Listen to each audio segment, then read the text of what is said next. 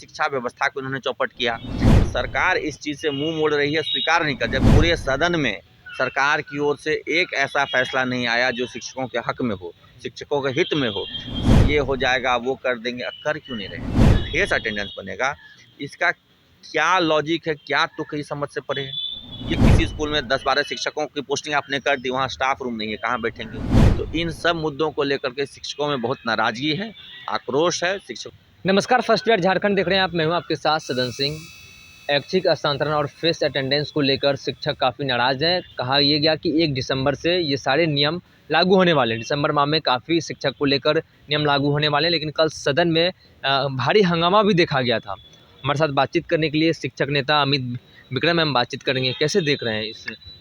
देखिए, सरकार को जिन मुद्दों पर ध्यान देना चाहिए, शिक्षा व्यवस्था में सुधार के लिए, शिक्षकों के लिए बेहतर वातावरण बनाने के लिए, ताकि वो मन लगा करके तनावग्रस्त पढ़, उन सब पर ध्यान नहीं दे रही है। पूरे सदन में सरकार की ओर से एक ऐसा फैसला नहीं आया जो शिक्षकों के हक में हो, शिक्षकों के हित में हो। सब पर माननीय मंत्री जी ने केवल झूठा झूठा आश्वासन दिया है कि ये हो जाएगा, वो कर देंगे, कर क्यों नहीं रहे हैं? सिर्फ आश्वासन क्यों दे रहे हैं? ये आश्वासन का जो ढकोसला है, इसको शिक्षक अच्छी से समझ रहे हैं, और जो शिक्षकों के प्रतिनिधि हैं सदन में, वो भी समझ रहे हैं। इसी कारण से हंगामा भी हो रहा है वहाँ पर। कल जो हंगामा हुआ, कारण क्या था कि सबकी उम्मीद थी ये कि शिक्षा मंत्री ठोस निर्णय देंगे, लेकिन किसी मुद्दे पर ठोस निर्णय उन्होंने नहीं लिया, केवल बातों को घुमाते फिराते रहे। अभी देखिए ना, एक मामला था, 1 दिसंबर से सबको ऐच्छिक स्थानांतरण की सुविधा शुरू होनी थी जी, आज 30 तारीख हो गया है, यानी कि 24 घंटे के अंदर प्रक्रिया शुरू होनी है। कोई क्लियर कट इंस्ट्रक्शंस नहीं है, क्लियरेंस अब तक कोई इस बात को नहीं है कि वो किस लिंक पर करना है, कैसे करना है, क्या क्राइटेरिया देंगे, ये क्लैरिटी नहीं है। शुरू होगी नहीं होगी, इसको लेकर सारे कंफ्यूज हैं। दूसरा देखिए कि अभी प्रधान शिक्षकों की जो पोस्टिंग होगी, कैसे होगी नहीं होगी, इसको लेकर के कोई क्लैरिटी नहीं है। और तो और एक नया जो शिक्षकों के ऊपर एक जबरन थोपा जा रहा है कि सेल्फी अटेंडेंस बनेगा, फेस अटेंडेंस बनेगा, इसका क्या लॉजिक है, क्या तुक है, समझ से परे है। ये तो पूरी तरह से अवैधानिक है ना, गैर कानूनी है कि शिक्षकों का मोबाइल, उन्हीं का डेटा का इस्तेमाल करके आप उनकी हाजिरी बनवा रहे हैं, और उनके फ़ोटो भी अब करें डेली अपडेट कीजिए। जबकि पिछले 4 महीने से जब ये चल रहा था, तो हम लोग लगातार कहते रहे कि देखिए ये ऐप सही से काम नहीं करता, इसमें बहुत सारी दिक्कतें हैं, बहुत सारी समस्याएँ हैं। लोकेशन नहीं मिलता है, ऑनलाइन अटेंडेंस नहीं मिलता है, कभी अटेंडेंस बना हुआ डेटा गायब हो जाता है, तो डेटा प्राइवेसी को लेकर के भी कंसर्न्स हैं। इन सब सवालों का जवाब देने के बजाय मंत्री जी ने एक नया व्यवस्था थोप दिया कि अब आप फेस अटेंडेंस बनाइए, सेल्फी अटेंडेंस बनाइए। तो इन सब मुद्दों को लेकर के शिक्षकों में बहुत नाराज़गी है, आक्रोश है। शिक्षकों के जो प्रतिनिधि भी हैं सदन में, उनमें भी आक्रोश, नाराज़गी है, और यही आपको सदन में देखने को मिल रहा है। ये परेशानी आखिर कौन कर रहा है? ये परेशान शिक्षक हो रहे हैं या एसीएस या फिर शिक्षा मंत्री? देखिए, परेशानी का सबब सरकार की नीतियाँ हैं।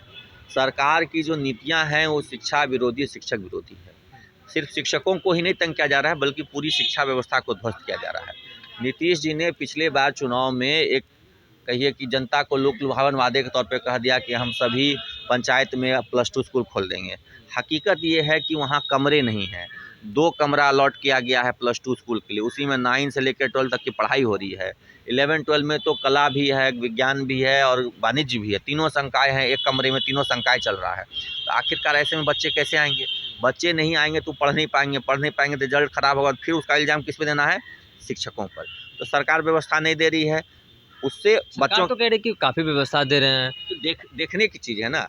बिहार में 6000 पंचायत हैं, जा करके देख लीजिए कि जो पंचायतों में अपग्रेडेड स्कूल्स बने हैं नए, वहाँ पे क्या व्यवस्था। मैं तो घूम घूम करके देख रहा हूँ, सारे स्कूल्स जाता हूँ, देखता हूँ, हमारे साथी लोग वहाँ से फ़ोन करते हैं कि सर हमारे लिए यहाँ स्टाफ रूम नहीं है, बैठे। आप सोचिए किसी स्कूल में 10-12 शिक्षकों की पोस्टिंग आपने कर दी, वहाँ स्टाफ रूम नहीं है, कहाँ बैठेंगे? बच्चों के लिए 11 से लेकर 12 के बच्चों के लिए मात्र एक क्लासरूम है, उसमें कैसे पढ़ेंगे?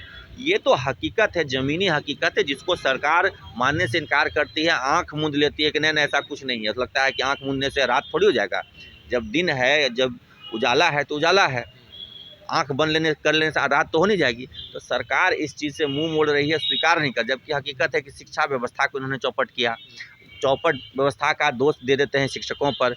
शिक्षकों को फिर उसी बहाने से फिर तंग करना शुरू करते हैं और ये ऑनलाइन अटेंडेंस, फेस अटेंडेंस, ये सब ऑनलाइन और फेस अटेंडेंस को लेकर क्या कहेंगे? सरकार लागू करने वाली है? देखिए, लागू करे सरकार, ऑनलाइन अटेंडेंस ले, लेकिन व्यवस्था वही लाए ना जो अन्य विभाग में है।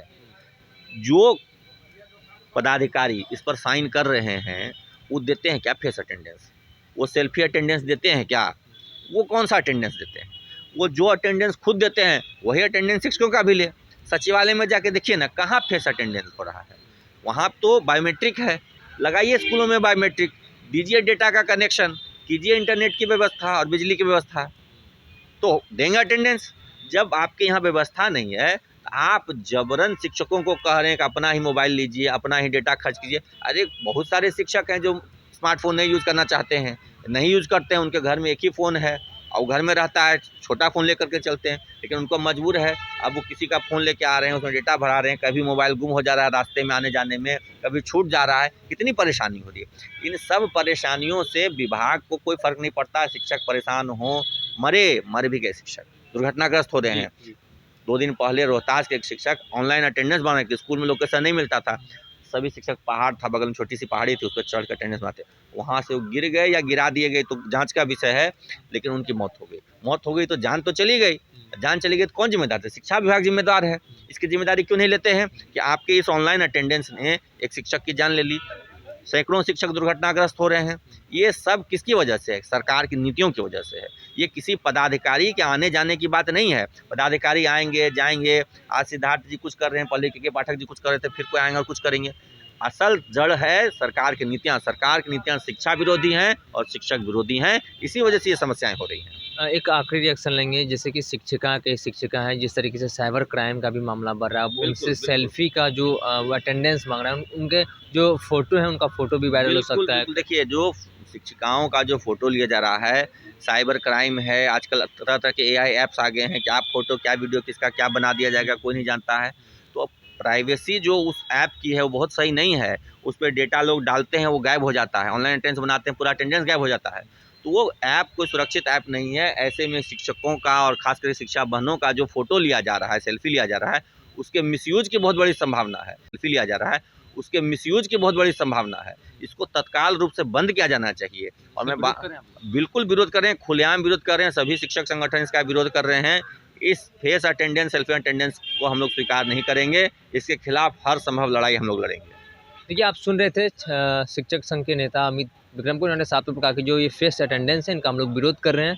और इसके चक्कर में कल 2 दिन पहले एक शिक्षक की मौत हो गई, पहाड़ पे चढ़े थे, नेटवर्क का इशू था। और सबसे बड़ी बात है कि इसमें प्राइवेसी की भी बात है, और जो शिक्षिका हैं वो अपने जो अगर फ़ोटो सेल्फी भेजते हैं तो उनका प्राइवेसी का ख्याल कौन रखेगा। तमाम बातें थी, और जिस तरीके से कल सदन में भी शिक्षक को लेकर हंगामा हुआ, और शिक्षा मंत्री कल शिक्षकों को ये उम्मीद था कि कई बातें कहेंगे और शिक्षक हित में, और 1 दिसंबर से कई नियम लागू होने वाले हैं, उसको लेकर भी इन्होंने क्या कहा। लेकिन फेस अटेंडेंस कहने इन्होंने विरोध किया। सभी शिक्षक इसका पैनोरमा ग्रुप, जो सोचता है वो करता है। ये लो, मुंह मीठा करो। आज मैंने अपना जॉब छोड़ दिया, अब हम पूर्णिया वापस जाएंगे। जॉब छोड़ दिया है? मतलब ये घर कैसे चलेगा? हम करेंगे क्या? और माँ बाबूजी क्या बोलेंगे? इसलिए मैं एक और मिठाई का डब्बा लाया। अपने बिजनेस के लिए लोन अप्रूव हो गया। अरे लोन अप्रूव हो गया वो तो ठीक है, लेकिन पूर्णिया में हम रहेंगे कहाँ? अपना घर भी तो नहीं है वहाँ। इसलिए तो एक और मिठाई का डब्बा अलग से लाया हूँ। हमने पूर्णिया में घर ले लिया है, पूर्णिया के ई-होम्स पैनोरमा में। पूर्णिया में पैनोरमा ग्रुप लेकर आए हैं ई-होम्स पैनोरमा। बड़ा घर, आलीशान जिंदगी और अत्याधुनिक सुविधाओं के संग। अरे अब क्यों मुंह मीठा करवा रही हो? क्योंकि हम घर वापसी जो कर रहे हैं।